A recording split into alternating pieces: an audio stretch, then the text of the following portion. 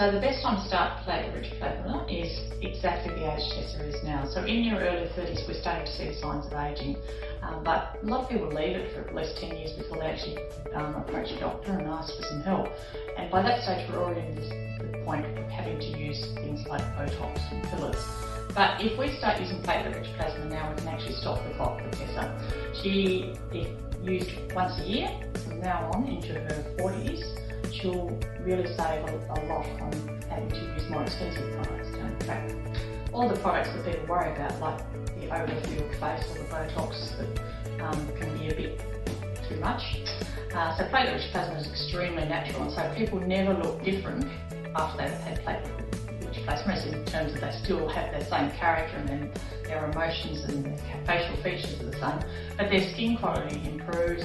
The texture of the skin improves. If you've had acne as a teenager and any residual acne scarring, the process of injecting the platelet-rich plasma helps rejuvenate the acne scarring. And people actually do stop the clock and look youthful forever, which is what we all want to achieve, I suppose.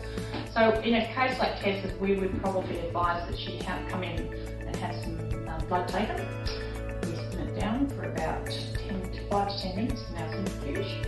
And then our nurse prepares the plasma by extracting it. And the tubes we use are very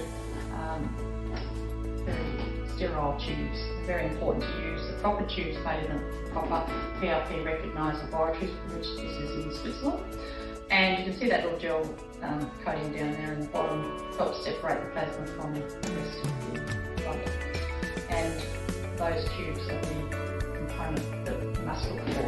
It's quality and making sure that the doctor who is doing the PRP is using the right equipment.